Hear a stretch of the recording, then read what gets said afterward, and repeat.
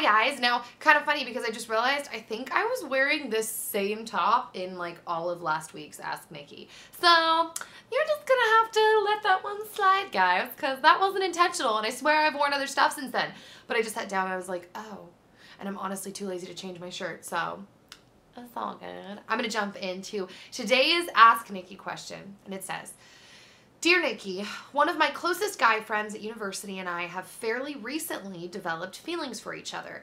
This would be great because friendships are good for building relationships on, right?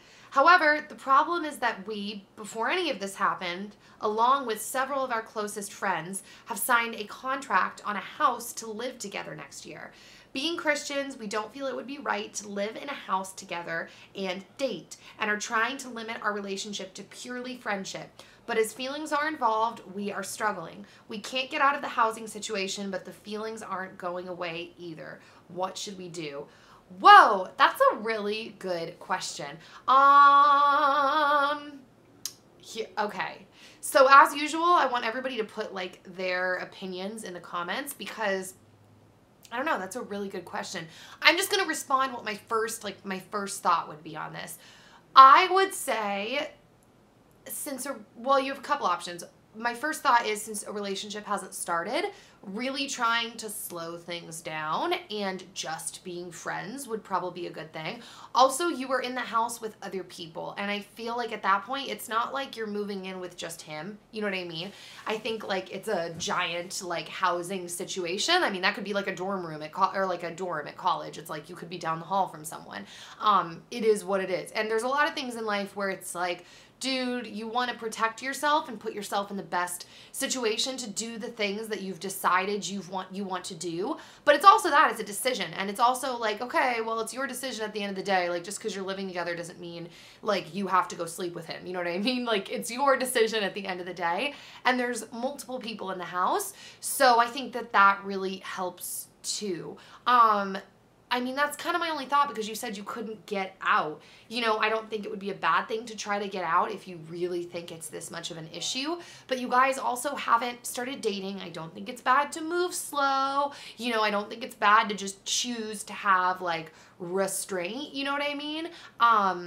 You know, my parents, Dan and I didn't live together, but my parents were very like open, and my parents never put on me what we had to do or the way we had to behave. So it was very much like a choice on both of our parts to wait, because even if you're not living with someone, like, you can find plenty of times to have sex with people. Like, I always find that really strange when parents are really like enforcing something. It's like, okay, that's good that you're being a good parent. Maybe my opinion will change when I'm a parent, because I'm not a parent, so I actually don't know what I'm talking about. But I've always thought this in my head, like, well, you know, you can enforce something on, it's good that you're trying to be a good parent, but like, they could have sex in their car if they want. You know what I mean? I think it comes down to a personal choice of what you want to do and what you want for your life, and then having enough chutzpah and respect to stick with that, and choosing to only date people who also have that same feeling. Because if you try to just impose your feelings on someone else, I don't know where he stands, but if it's just like, I feel this way, this is what it has to be, it's kind of like good luck having it last, because that's a really hard decision to make. And if someone doesn't want that for themselves,